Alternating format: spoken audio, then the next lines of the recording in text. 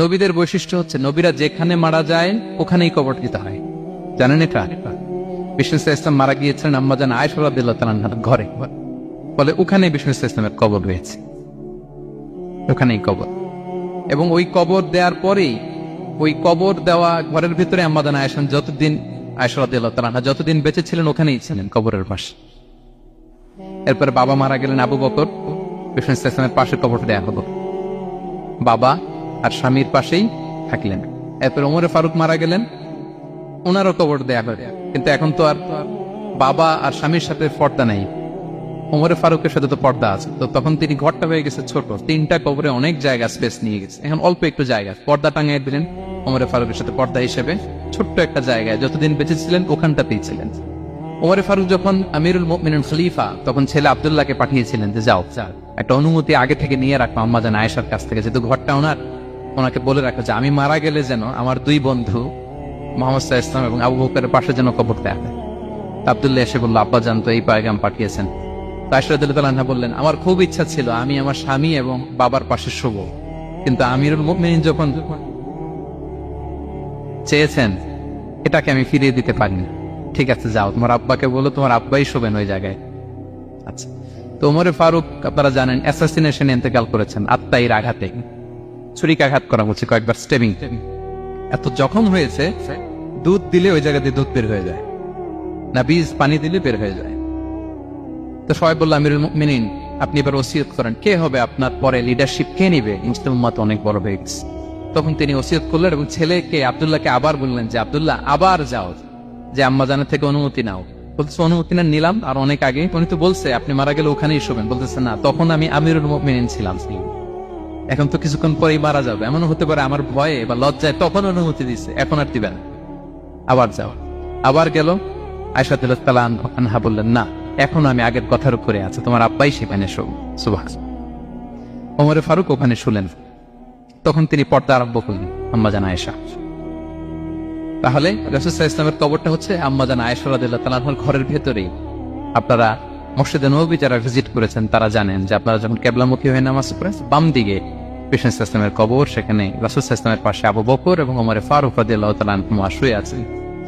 রাসূল সাল্লাল্লাহু আলাইহি ওয়াসাল্লামের কবর থেকে মিম্বার পর্যন্ত এই পুরো জায়গাটা রাউদাতুম মিন রিয়াদিল জান্নাহ, দুনিয়ার বুকে জান্নাতের একটা টুকরা। বিষ্ণু ইসলাম ইন্তেকালের আগে ওনাকে অপশন দেয়া হয়েছে, নবী আপনি চাইলে থেকে যেতে পারেন আজীবন, আর চাইলে আমার কাছে চলে আসতে পারেন, এই হ্যাভ অপশন। বিষ্ণু ইসলাম তার রবের সাথে সাক্ষাৎকে চুজ করেছেন এবং ইন্তেকালের আগে তিনি পড়েছিলেন আল্লাহুম্মা গফিরলি ওয়ারহামনি ওয়ালহিকনি বির রাফিকিল আ'লা, আল্লাহ আপনি আমাকে ক্ষমা করুন, আল্লাহ আপনি আমার প্রতি রহম করুন, আল্লাহ আমি আপনার সান্নিধ্যে যেতে চাই, পৃথিবীতে থাকতে চাই। অপশন দেওয়া হয়েছে, আপনার অপশন দেওয়া হবে, হ্যাঁ চাইলে আজীবন থাকেন। আমরা অপশন পেলে তো বলতাম আল্লাহ যা হয়েছে এখানেই থাকতে চাই, কি বলেন? বিষ্ণু ইসলাম বলেছেন ইলা রাফিকিল আ'লা, আল্লাহ আমি আপনার সান্নিধ্যে যেতে চাই।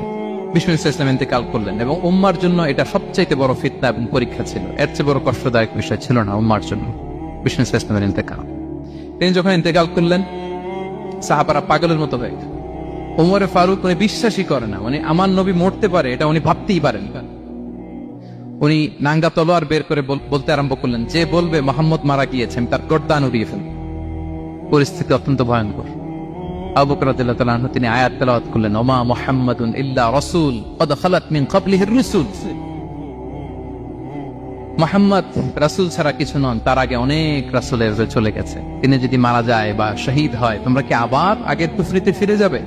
এই আয়াত যখন তেলাওয়াত করলেন ওমরে ফারুক হাঁটু গেড়ে বসলেন। তিনি বললেন এই আয়াত তো আমি আগেও জানতাম, অনেক তেলাওয়াত করেছি, কিন্তু আমার মনে হলো এই মাত্র আয়াতটা নতুন করে শুনলাম, এই মাত্রই বোধহয় কোরআনের এই আয়াতটা নাজিল হয়েছে। সাকিফায়ে বনু সাঈদার মধ্যে সবাই বসে আবু বকর রাদিয়াল্লাহু তাআলা আনহুকে খলিফা হিসেবে নির্বাচিত করা হলো। বিষ্ণু ইসলামের ইন্তেকাল শেষ, গোসল দেয়া শেষ। আমরা যেমনি মারা গেলে আমাদের জামা খুলে অন্য একটা জামা পরিয়ে গোসল দেয়া হয়, বিষ্ণু ইসলামের ক্ষেত্রে এটা হয়নি, ওনার গায়ের জামা খোলা হয়নি, যে জামাটা ছিল ওই জামাটার উপরে গোসল দেয়া হয়েছে, ওনার ইউনিকনেস। এবং বিষ্ণু ইসলামের জানাজার নামাজে কেউ ইমামতি করেনি। কে হবেন ইমাম? উনিই তো ইমাম, গোটা বিশ্বের ইমাম, ঠিক কিনা বলেন? কে হবে ওনার জানাজার ইমাম? কেউ না। সাহাবারা ডিসাইড করলেন কেউ ইমামতি করবে না। 5-7 জন করে দরজা দিয়ে, এই দরজা দিয়ে ঢুকে নিজেরা জানাজার নামাজ পড়ে ওই দিক দিয়ে বের হয়ে যাচ্ছে। এইভাবে পুরা উম্মাহ সব সাহাবারা নিজেরা জানাজার নামাজ পড়েছে।